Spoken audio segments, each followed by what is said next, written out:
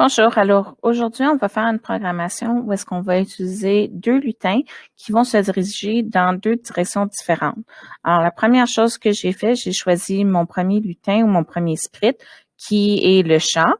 Et ce que je vais faire, je vais lui demander, alors quand le drapeau vert est cliqué, je vais lui demander de se diriger à un endroit spécifique sur le plan cartésien. Alors, parce que je veux que mon chat commence au milieu complètement, je veux qu'il soit à la position 0, 0.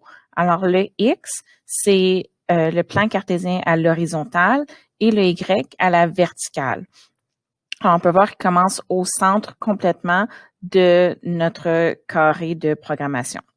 Ensuite, ce que je veux qu'il fasse, je veux qu'il se dirige vers la droite.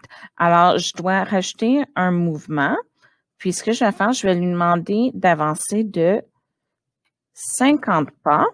Et puis, mon idée, c'est qu'il avance, puis qu'il attende. Alors, je vais lui demander ensuite d'attendre une seconde. Alors, je pourrais répéter le bloc d'avancer et d'attendre à plusieurs reprises, mais au lieu d'avoir un code qui a plusieurs items de long, ce que je vais faire, je vais lui mettre une boucle et je vais demander de répéter ça 5 fois.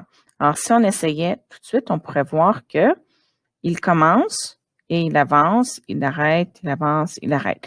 Si on lui demandait d'avancer directement 250 pas, on verrait pas autant la progression parce que le code fonctionne tellement vite qu'il partirait de son point de départ et automatiquement, il arriverait à son point d'arrivée.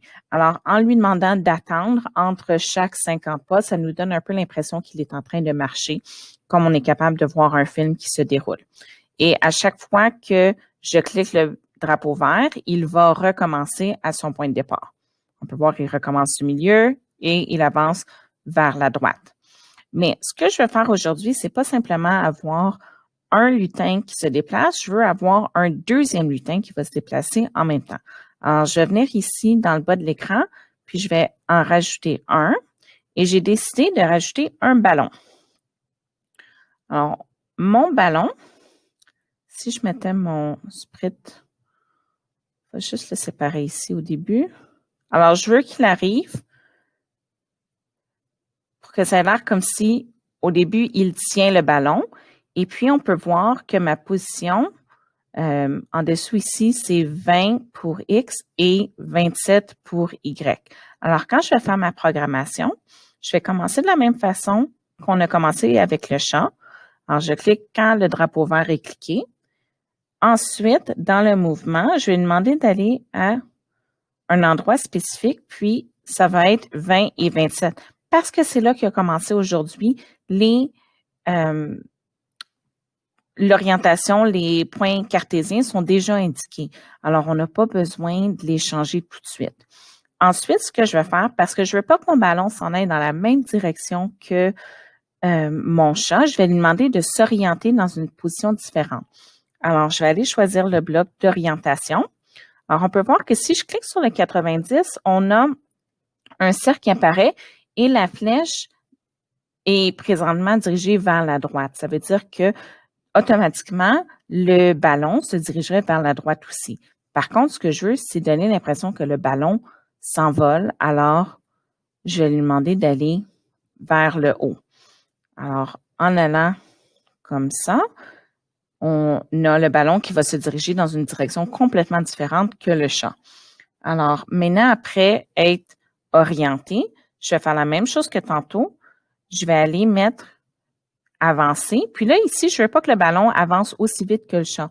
Alors, au lieu d'avancer 50 pas à la fois, je vais le faire avancer seulement 20 pas à la fois, mais je vais quand même mettre un bloc d'attente et je vais mettre une boucle qui demande à tout ça de se répéter et je vais le faire 10 fois.